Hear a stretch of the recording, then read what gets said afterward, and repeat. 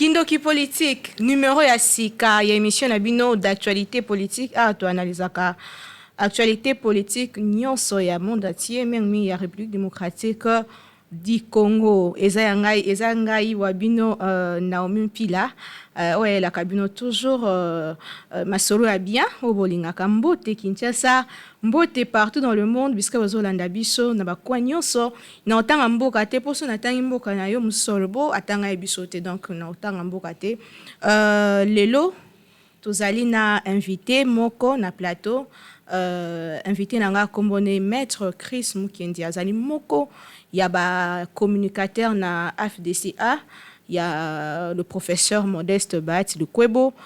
Et donc on a été sur la mingi na oetali actualité politique en Bokanabiso. Nomination à premier ministre Otaki Osalema lundi eleki tokolobela likambo etali mission informateur lobito monaki le professeur le sénateur Modeste Bat Lukwebo akendaki okuta na premier ministre Utikokota monsieur Jean-Michel Sama Kenge o aza premier ministre na biso ya sika.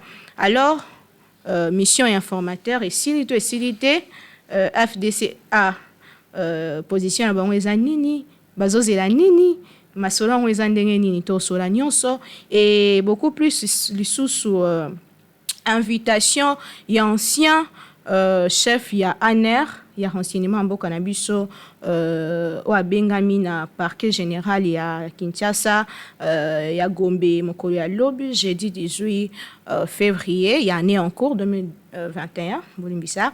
Alors tolobelango ba na invitation ba commis clairement te motif nini azalango kasi mo ba plante pesa maki mo ba nungu pe ezoyoka na mingi sur oetali bongo ancien chef ya ANER monsieur Kalev Mutong.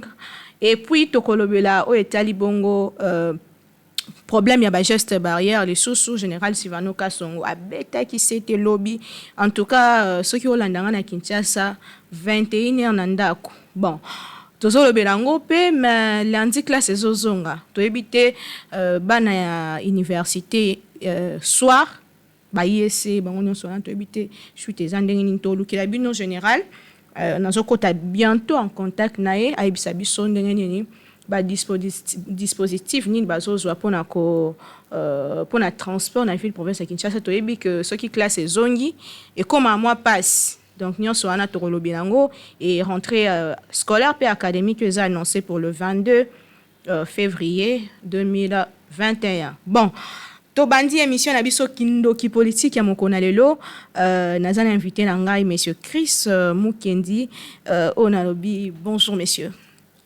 Mbote Maman Naomi. Mbote mingi ozongisinga na lingala boni santé. Santé zali malamu na lingina senga pe matondi na ndenge bobengisinga na osolo na bandeko na oetali politique na kati ya Engomba Kinshasa pe na mboka na biso Congo mobimba.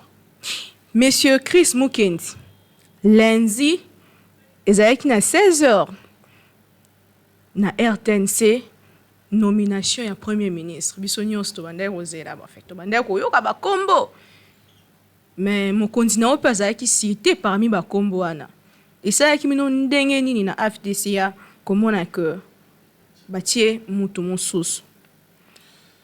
Non mais oyebi mosala ya oyo informateur asalaki ya kolukela mokonzi ya mboka majorité na kati ya Assemblée nationale ezalaki mosala ya makasi. Mena ba us pe coutume ya ndenge l'État etambolelaka ya solo bato nyoso bazali kobanza ke lokola mokonzi ya mboka aponaki Modeste Bahati lokola informateur suka na yango ekozala pe ntango mosusu kaka yende azala formateur ya gouvernement.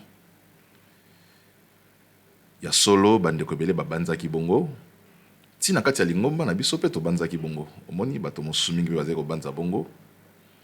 Mais nomination ya premier ministre ezali na pouvoir discrétionnaire et chef de l'État.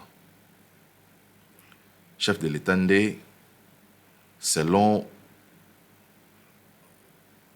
lolenga lingi mboka ekambama. Lolenga lingi vision na ye ezala appliqué ezozonga nde na mokonzi ya mboka apona moto ya lingi. Donc tango choix esalami na mwana mboka sama to comprendre oyo ezalaki vision ya chef de l'État que vision na ezali ko responsabiliser tango mosusu ba jeune. Donc tokoki kokende na ngambo ko telemela vision ya mokonzi ya mboka te po vision na ezali o wana. Et je crois que na ba rencontre au mokonzi ya mboka zaki nango na Modeste Bahati bazwaki déjà libaku ya kosolola o nyonso etali makambo ya ba nomination. Donc pour na biso bolandaki certainement na nzela ya etandoike pe na nzela ya ba média ba réseaux sociaux intervention ya oya mokonzi oya biso ya Lingomba Modeste Bahati o alekaki na ko féliciter le nouveau premier ministre pe kolobake biso Lingomba na biso AFDCA tozali pembeni pona ko tambola na elongo ko sungaye à réussir mission au mokonzi mboka pesier. Donc pona biso ko kozala Modeste Bahati to pe kozala congolais mosusu oyo esalami lelo to pesi maboko to pesi longonya na mokonzi mboka ezali décision ya mokonzi mboka to ko kende na ko telemela la décision ya mokonzi mboka te. Donc lelo biso FDCA to ndimi décision wana sportivement et puis tous ko accompagner nouveau premier ministre. Est-ce que monsieur Jean-Michel Samalo Konde a bongi sami penza topé a koki penza ko tombola mboka na biso poto yebi malamu ke etikani na biso kaka 2 ans na ndambu na koyeko même 2 ans parce que 2023 est année électorale. Est-ce que akokoka komema mukumba oyo eza black té hein? Je pense que mokonzi mboka tango asali choix oyo ayebaki kozwa en compte ba paramètres oyo nyoso. Koyebaki atikali na 2 ans il y a de manière tant sonnéron lobby calendrier 2023 pour la biso année électorale. Mais azupe moto oyo autika bona balabala te azaki chômeur te aza moto oyo ayebi fonctionnement à l'état. Ce qui otali na parcours na ye au moment que na 29 ans déjà azaki député national. Donc rouage parlementaire to bandi que le nouveau premier ministre a yebi ba rouage parlementaire a yebi ba rouage gouvernemental parce que azaki pe moko ya ba ministre na gouvernement en 2015 azaki ko kamba ministère ya sport. Après yango pe mokonzi mboka anomaki comme DG ya Jekamine. Donc je pense que expérience o azanango wana akocha yango na mosala pour que ba objectif o mokonzi ya mboka azanango esila nako kokisama. Mais azape na atu mosusu ezali kazali elenge. Oyebi kozala elenge ezali pe atu moko majeur. Ezola kisakazana no makasi na nzoto azana dynamisme azana molimo temps musu ya innovation akoki ko apporter en tout cas moi elikia na oyo peuple congolais azali kozela pona kosunga mokonzi ya mboka kokisa mandat na ya tina 2023 malamu. Voilà, tozo zele belé na etali mwana mboka Samalo Konde Jean-Michel oyo a commis l'actuel premier ministre na biso na gouvernement issu na union sacrée. Tout le union sacrée. Lobby eleki l'informateur Azali Bongo encore le président ya FDCA akende kokutana na le premier ministre l'actuel basola qui a pesa qui rapport na ya mission na informateur to ko ko ba mission na siliwana tant mususu officiellement obi que constitution mboka na biso na article 78 ezako déterminer mission ya informateur est limité yango na 30 jours. Et l'obi pe que ceux qui 30 jours ane ko quitter akoki ko 30 jours mosusu o esali 60 jours. Boyebi que tango mokonzi mboka pesa ki mosala oyo na mwana mboka Modeste Bahati asilisaki yango avant les délais fixés. Donc avant 30 jours, akendaki kopesa rapport na ye ya mosala epai ya mokonzi ya mboka. Mais tango ba nommé Premier ministre a participé à na mosala ya informateur te. Premier ministre a yebi makambo oyo informateur asalaki na ba mangomba politiko ya yambaki te. Ba lolenge ba sololaki ya ebité. Donc ezaki important na cadre siko ya ko continuer processus pour la formation à gouvernement que informateur akutana na formateur ya gouvernement pour appeler rapport wana officiellement. Donc ba solola aibisaye que ba mangomba oyo moni na mokanda oyo bangonde bandimi tozana na bango na kati ya union sacrée. Donc je pense que mosala na ezali constitutionnel et silaki mais que politique ezalaka na ba tractation à tout moment. Donc même si officiellement mosala est silaki mais na cadre siko ya formation à gouvernement et puis na cadre ya ba engagement oyo informateur azwaki na ba mangomba politique au ba côté na union sacrée, je crois que mokondi ya gouvernement, le chef du gouvernement aza na posa azala éclairer na biloko nyonso wana. Donc yango esenga ki bakutana ba solola pour achaye au parfum ya makambo nyonso ndenge lekaki pe baye bandenge baza kokende. Monsieur Chris Mukendi, tout le ba polele penza gouvernement, il y a le premier ministre Sama Lukonde Zobima et Obima Kalate. Au Kanisi pensa que ba mangomba nyonso za union sacrée cause la servi topé satisfait. Non mais ce qui ma mangomba nyonso ba koti to gouvernement il y a 300 ministres hein et ça possibilité. Donc kokota na lingomba union sacrée ngolo baté kozwa poste et responsabilité.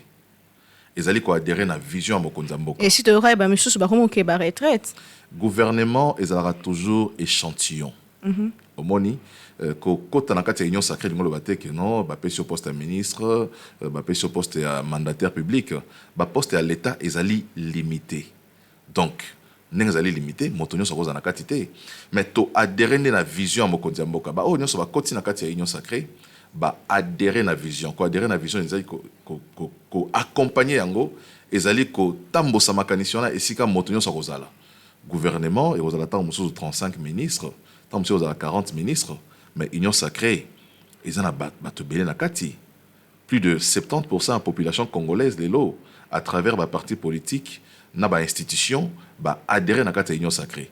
Donc gouvernement ezali échantillon représentatif ya population congolaise na ya bato oyo tozo benga ezala wala équipe nationale na biso obona ta équipe à Léopard ba joueur baza ebelé na Congo mais bango so beta na Léopard te tondima ke Léopard akendo représenter biso na mboka. Donc gouvernement ezali lokola Léopard na biso to pona ba meilleur. Donc mokonzi ya mboka na premier ministre musala faut basala il faut ba pona ba meilleur na biso. Ata ba uti FCC ba bima ki wana kota FCC ali kambote omoni mboka etambola na leadership ezali kolo soki mokonzi ya mboka leadership na ezali fondé sur impunité, ça veut dire que ministre nyonso roya arozana laisser aller aromona bon soko yibi ba kokanga yote soki au détourner bien l'état moto rolanda yote zwana onda ko l'état ndengo lingi ba kosala eloko te omoni mabe ya régime ya monsieur Kabila ndeo yango wana lelo tozana mokonzi ya mboka oyo aye alobi atie na kati ya centre réaction na ye état de droit.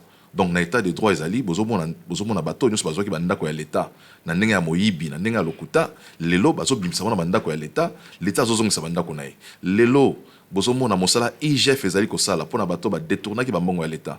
Donc kouta FCC za problème te ezali likambo ya impulsion ezopesama na sommet soki mokonzi ya mboka alobi pana ngai moyibi ezali te ata moyibi ya koti na kati ya gouvernement wana akobanga koyiba mpona biso soki na yibi en tout cas sort nanga ezali makala. Donc pour na biso union sacrée ezali lokola filet ya molobi mbisi abwaki filet na kati ya mai ekokanga bambisi ekokanga mabanga na babiloko nyonso ekota na se ya mai ekomema yango libanda. Mais siko tango il faut ça la gouvernement oto bengi gouvernement union sacrée ezosenga siko nde bato bazali na mosala ya kosala wana premier ministre abanda kopona bato ya malamu mokonzi ya mboka na ba service na biso ya renseignement ANR bazali na ba information sur moto moko oya mboka oyo Ce qui va monio, parce que notre premier ministre, a lobby que nakati, il y a un choix, il y a un critère, il y a un accent, il y a des critères, il y a moralité. Donc, ce qui nakati, il y a un critère à moralité, il y a moto tel, à détourner qui va bien l'État. Moto tel, qui est azarosala, détournement ou mosala na qui on mala moté, je pense que baroza moto wanate. Mboka na biso si ka toza ko kende, toza so na besoin de complaisance té. Toza na besoin to bimana libulu o toza nango lelo pour que mboka est développé. Donc, tokopesa moto poste ya ministre té pour na ko sepelisa ye. Bakopesa moto poste ya mandataire te pour ya sepela ye na libota na ye. Eza pour na ko faire profiter mboka mobimba. Donc, je suis en moko na moko, mokonzi ya mboka, service à ANER, baebi yango. Donc, otoko senga na bakonzi ezali bazala complaisante. Basepelisa moto karate, basepelisa nde Congo ekende liboso. Donc, ata ministre auti FCC, andimi kokota na kati ya union sacrée, problème ezalité, ceux qui mokonzi ya mboka moni ki ba ko responsabiliser parce que azali congolais ou azali conscient, il y a ba enjeu o ya mboka. Tozana libulu photo bima, ceux qui a moni que na moto wana azana ba compétence, azana volonté politique pour na kosungaye a kende na nzela o ye mokonzi lingi, akoye ko chepe ministre, ko chepe ba poste de responsabilité, likambo ezalité. Kindoki politique, les émissions na bino tozo continuer na zabongo na invité na ngai monsieur Chris Mukendi azali communicateur, il y a AFDCA, il y a le sénateur Modeste Bahati. Monsieur Chris Mukendi, tozaka na sika wana ngana olongwa te. Lelo gouvernement est bimi. Ba membre ya AFDCA bazati. Réaction na bino ekozala nini toyebi tozonga na histoire AFDCA kuta na FCC epanzana kikutu parce que monsieur Modeste Bahati le sénateur bazwa ki ba problème na le chef de l'État l'ancien chef de l'État sinon maloba we loba makiko parce que après ki kopesa e présidence ya Sénat lelo soki gouvernement et bimi et que bino bozate botika ka union sacrée motuna weza malamu mais ko comprendre yango il faut tokota na contexte au gouvernement ezara formé gouvernement ezara formé à travers représentation na kati ya assemblée nationale majorité au assemblée nationale. Il y a des députés, il y a un mangomba politique. Oh, bah, c'est décidé, bah, tant que mokonzi mboka, bangonde va former un gouvernement. Donc, tant que ça la maka, bah, tenaka compte, il y a un poids politique, il y a force dans kati. Bah, responsabilisera, bah, tout moïté, bon, demi majorité, mokonzi alamoki, azui bik na papier anocha bato ya lingi, oh, bazata représenté dans kati assemblée nationale te. Parce que l'Assemblée nationale est investissera gouvernement et puis ça gouvernement pouvoir na époque de kubana mosala na yango Assemblée nationale il faut balbara gouvernement et ça émanation de l'Assemblée nationale na français émanation donc ils ont la Assemblée nationale de botara gouvernement. Si on a quatre assemblées nationales, ils ont un parti politique, ils ont un mangomba politique, dont notamment AFDCA, il y a Modeste Bahati. Oyo, ils ont 41 députés nationaux dans quatre assemblées nationales. Donc, ce côté il na le lenge mangomba politique na kati, regroupement politique dans quatre assemblées nationales, au moment que AFDCA et Modeste Bahati, ils ont deuxième force politique dans l'Assemblée nationale. Donc, tant que ça le gouvernement, naturellement, FDCA a cause à la naturellement. L'issue autobeta wana ya o isamara na FCC ezala ki nko pona nini pona Modeste Bahati a manifesté ki ambition. O ezala ki contraire na volonté ya mokonzi lingomba ya FCC. Yango memaki makambo nyonso wana. Donc basalaki enko esika efalaki azala na kati ya gouvernement na kati ya nko wana bapesi yango bato mosusu. Mais sikoyo lelo oyo tozobeta lisolo ezali lisolo ya état de droit. Ezali président Antoine Félix Tshilombo aza ko tenir compte na ba paramètres nyonso wana. Aza na besoin que ba réforme oyo akomema na kati ya Assemblée nationale ezala soutenu. Ezala soutenu par ba député oyo bako investir gouvernement au wana parce que ba député baza ko se reconnaître na kati ya gouvernement au wana. Donc je pense que makanisi na yo tant mosusu kozala bongo te parce que principe eza au wana te. Principe ezali que Assemblée nationale nde ekobota gouvernement. Espérons que ndenge olobi ekosalema bongo maître Chris Mukendi soki tokoki koloba priorité tomonaki gouvernement ilunkamba ezalaki usi na FCC cash coalition eyelaki biso 15 piliers baprésentant na Assemblée nationale kasi oza d'accord na ngai nayebi te so nomituna komikosa population ekoki kocontredire nga na bapilier wana vraiment eloko malonga esalami te na fief ya population congolaise mobimba yango lelo tokoki question na ngai ezali ba priorité nini gouvernement oyo ya le premier ministre Sama ekoki kozala nango soki il faut ebanda na eloko moko to mibale ekoki kozala nini dans les 2 ans etikali. Mama Naomi eloko ya liboso ezali kimia na ba frontière nyonso ya Congo, kimia na ba province nyonso, kimia esika mobulu ezali na este ya mboka. Toko sepela te ke mikolo nyonso totalaka ba telefone na biso ba image ya ba massacre ya ba population congolaise na kati ya mboka na bango. Bazoboma biso libanda ya Congo te, bazoboma biso na kati ya Congo. Priorité na biso ezanda owana. Et je pense que Premier ministre tant azwaki maloba na ye liboso alobaki que priorité na ezali pacification ya pays. Ba priorité na biso ya Congo à part pacification échangé te. À part pacification en mboka, ba priorité en mboka na biso eza identifié et yebani ba gouvernement nyonso zo leka ba yebi yango. Bango nyonso balaka pe ba osalaka mosala o wana. Kasi po nani basala mosala ya social. Social ezali nini? Ezali éducation. Social ezali nini? Ezali ba soins de santé. Social ezali nini?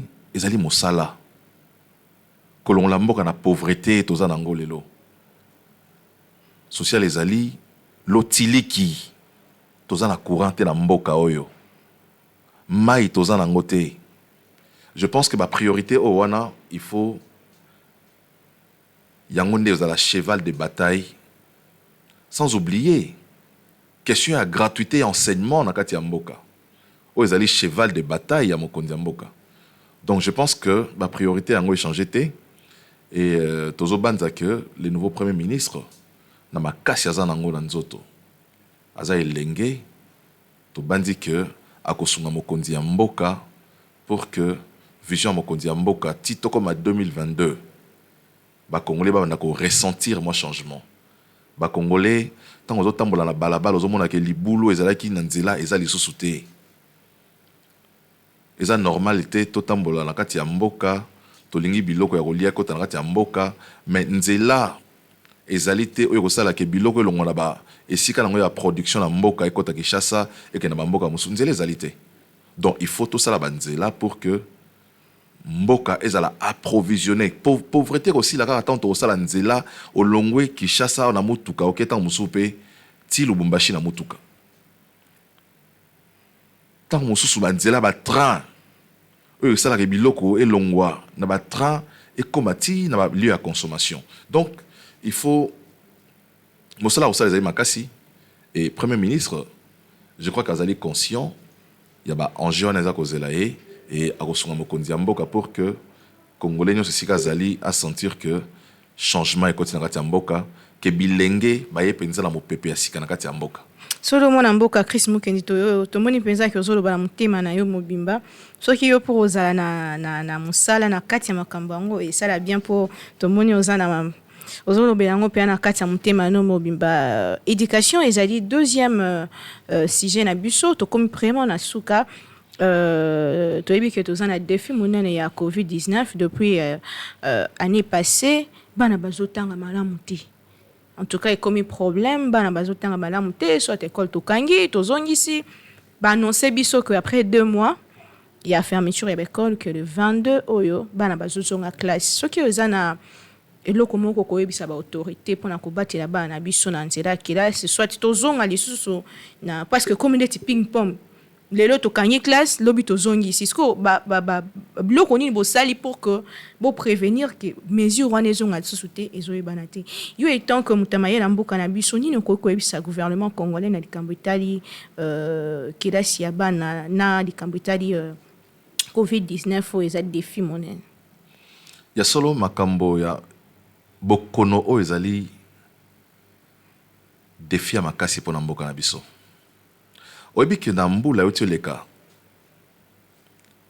le sénateur Modeste Bahati asalaki proposition bato bakomprenaki malamu te asengaki gouvernement na biso est déclaré année passée ezala année blanche bato balobi bonya koloba boye bana bazotanga baparents bazofuta ba minerval yazo senga année blanche pour bana na biso asuka ndenge nini. Mais maman Naomi, est-ce que vous que l'année passée gouvernement a pris décision à ça la moyenne mais bana batanga yi malamu te tout ça qui ba moyenne na ba école bana ba passer ba classe. Ça veut dire que tant bana ba passer ba classe oyo batikela na ba matière mosusu o batanga ki malamu te na ba ne o ezaki ya C. Siko to koti na mbula oya sika malade yango pe bokono ngo continuer classe banda ki ekati pona bokono classe kozonga lundi ya le 22 mais so isiko to sali cumul ya mate ya o bana bazanga ki année passée to sali cumul ya mate ya o bana bazangi tango nyoso oyo bavanda na ndako décision nini tokozwa. Oyebi kokamba mboka parfois bakondi bazwa ba décision moko ya pasi mais oyo ezali malamu mpona intérêt ya bana na biso. Je crois que kovandisa bana na ndako ezalaki malamu ezalaki mabe te baekole oyo ezali na mwa technologie mwa moke bana bazali kotanga ntango mosusu na batelefone na bango bazwa bacours bazotanga baparents bazoimprime na misala bazwa na ndako bana bazotanga. Mais réalité wana Congo mobimba eza ndenge nini omona ba image ndeko na biso Alain Bolojwa yaki na ngwa utaki nango na Mbandaka niveau ya ba école o eza kuna donc wana eza bana wata téléphone ata Android ko koma kuna mokoni to ebite aye bien okutu te tala siko bana ba condition wana tango totala likambo ya Congo totala yango Kinshasa te. La plupart des temps, tant que tu réagis à Kabiso, tu as Kinshasa, tout le monde a Kinshasa. Mais Kinshasa est à Congo. Je pense que Bakondi Mboka, Maïle na Bango va travailler avec des techniciens du ministère de l'enseignement. Des professionnels à Moussana Bazali, des experts Bazali, ou des Sarabango, mais face à la pandémie, na habité soki ba génération bana na biso les 2 années oyo to suka nango lo lenge kani. Mais je pense que tant que classe ezonga ba mesure barrière to continuer mais to ça sonine ka ba moyenne lisusu to ça les sous moyenne na ba pourcentage bana bazo mata classe mais nani na kati ya motu. Je pense que au delà il y a ba kosala ba moyenne wana il faut ministère de l'enseignement et mais la calendrier mosusu il y a récupération à bana les alliés importants qu'on récupérer bana pour que bazala à niveau déjà diplôme na biso ya mboka libanda ezala mikakatano makasi sikotanga bato bazomona biso ndenge bana bazotanga ba moyenne tozosala ba moyenne bazokina ba moyenne je pense que eza repesa vraiment image ya mabe ya mboka na ya éducation na biso donc je crois que les 22 classes ekozonga nango ba mesure barrière et continuer bana bakolata ba masque ba okende ba classe mais aussi tant que ba mesure en tout que réalité ya coronavirus na Congo eza lo lenge moko te na bato baza na France eza lo lenge mona bato baza na États-Unis te na Amérique te biso nzambe abateli na habité tant mosusu banda janvier bandi okata lisolo moto mota kufeli na covid mais tant tozo ba décision bazali kasi mingi te bakoza tant mosusu pe mingi te tant tozo ba décision ya ko kata école po bato poto bakati ya ko tcha couvre-feu po bato poto ba tcha couvre-feu total rappel réalité na biso ya Afrique na réalité na biso ya Congo. Est-ce que bato covid ndenge ozovanda oyebi bango baza pembeni na yo ebele tout ça ils ont représenté tonini ya population bato baza na covid est-ce que faut suspendre makambo nyonso ya mboka parce que tona bakami balé ya covid na mboka donc je crois que ba question nyonso photo mais répondre na toyeba et au sala que ba décision to kozwa à l'avenir et correspondre à la réalité na biso donc lelo bana ba kozonga classe mais avec quel déficit baleza na kaya ba quand il y a ba autorité na biso ya mboka ko réfléchir comment faire pour na ko vivre na COVID-19 pour aussi la lelote mais ya mutuya ya ba parents za ko bozwa soin ya bana mwana zobima te yaye ko respecter ba geste barrière na biso pe lobby des qui général Séverino Kasongo s'adressa qui na population a bêta qui c'était likamba ba geste barrière ya couvre-feu bozo respecter couvre-feu te congolais quinois surtout aux ateti dans la habité so ko fino ozwa mayele na habité vraiment eza sérieux eza likambo etali santé tosi sa émission na dossier ya mona mboka Kalev Mutongo azali invité lobby il y a qu'à comparaître na parquet général eza politique il y a ko foot ça mabe na mabete to état de droit mais au PC il y a no moko eza état de droit oyebi na lobaki yango na bandela émission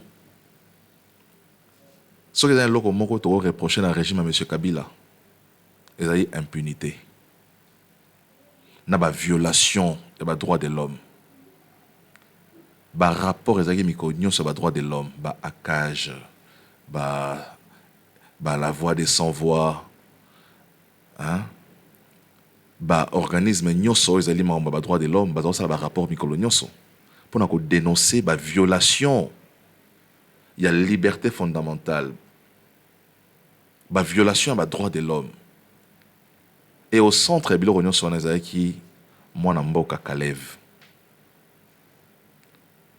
tout le monde a la manière dont bato bazaki torturé ba politiciens opposition que ça la manifestation mon côté sans que moto azoka moto akufa ba prison ya aner toke ba masolo ya prison ya aner lo lingi ba ndeko traiter ba tuna ba ka ba torture yango tango Félix Tshisekedi a komi mokonzi alobaki eloko liboso ko sala ko kanga ba prison nyoso ya ba prison na nyoso ba kasho na ozali illégal et puis akanga ki yango donc lelo toza na état de droit moto nyoso asala ki mabe soki dossier ezali et que baki ko funda yo okende ko samba mais monsieur Chris Mukendi président de la République alobaki ako fuyeni na passé te commissaire au sorcier président de la République azali justice te président de la République azali président justice ezali indépendante est-ce que président de la République mutatindeli mokanda wana ya parquet ba signer signature à président de la République un signature à mokonzi mboka te et ça une signature il y a parquet mais babenge pour nani certainement bato bakende ko funda ye kuna eza na bato ba porta ba plainte kuna ndeko jekoko aporta ba plainte kuna bandeko ebele ya politique baporta ba plainte contre mwana mboka Kalev. Justice ça mosala nango période à monsieur Kabila justice na monsieur qui ligoté Tshisekedi aye a longoli justice basinga na maboko atiki justice libre ça mosala nango. Donc lelo ceux qui Kalev aza interpellé, je pense que Congo mobimba faut tomber la justice maboko. Mais aussi justice tamazo bengi sabato eza pona ba esa basa distraction na peuple congolais té.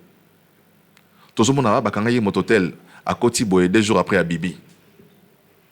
Ba benga yi mototel boye à Keya Bimi. Donc ça veut dire que batango bazo benga kuna na ba dossier tant monsieur ba détournement, ba détournement na bango pété. Ou bien ba magistrat yango et comme cop na bango. Soki neti mosala IGF asali. Apesi bande abino mbongo zaki détourné à tel endroit na Sekopé. Mbongo zaki détourné à tel endroit na bata Bukanga Lonzo. Mbongo zaki détourné tel endroit na makambu ya SNCC. Moko bakangi moto akoti boloko mikomi balemi sato moto abimi. Ça veut dire quoi? Donc je crois que justice na biso pezo edete. Il faut basa la mosala na bango en toute neutralité. Balong la moyibi pe. Je pense que moyibi pe non esilité na gata justice na biso. Kanyaka pe non esilité.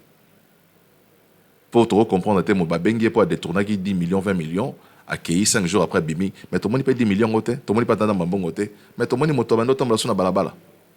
Donc justice il faut aider mon Zamboka. Justice ezali instrument il y a oye salarié mboka etambola malamu. Na Bible alobaka la justice élève une nation. Donc justice est tombola kamboka. Ce qui te dit mboka na pse tomboma, il faut justice à la mosala nango en toute liberté, en toute indépendance.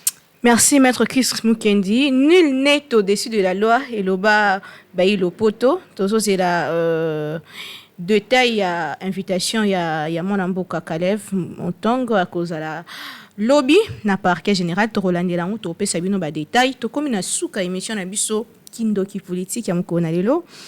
Monsieur Chris Mukendi, lidobano ya souka pona mukola lelo et puis pona émission oyambi o kindoki politique. Il va souka zali que to pesi longonya na mokonzi ya mboka pona choix sali ya ko honorer jeunesse congolaise. Ko pona premier ministre o azali na 43 ans. Il y a solo zali mbali boso teto za ministre ya 40 ans o ya to mona ba ministre baleka pe kala bazali ki be bilenge. Mais premier ministre dans contexte to za nango lelo ezali ko marquer volonté chef de l'état ya ko sunga bilenge pona ko sala au babengi émergence ya nouvelle classe politique. Et na premier ministre a okisa bilenge sonité ala kisa na ekolo mobimba pe na monde entier mobimba que jeunesse congolaise ezali jeunesse o azali compétente pe compétitive kazali capable ya ko renverser situation en mboka o ezali ki ya ko lala na se ko tombola ekolo. Naba ndeko ya émission, merci pour l'invitation et je pense que vous allez m'emballer à Soukate et en tout cas dans ce pays na cadre émission nabino studio marmonio sozali malamu nzamba songabino bokende musika pe bokende liboso. Merci beaucoup Totondi Botondi mwana mboka Chris Mukendi o azali bongo moko ya ba communicateur ya AFDC allié ya sénateur Modeste Bayati to komina suka émission na biso kindoki politique ya mokona lelo. Merci na ndenge bozalaki ebele ya koyanda biso benga biso komela biso tika commentaire na page Facebook na biso. Merci mingi na équipe mobimba ya KMB News et accompagnera biso toujours et merci na ba fan na biso tokutani lobby pour na édition sika toujours na cadre ya ko analyser l'actualité politique. Bye.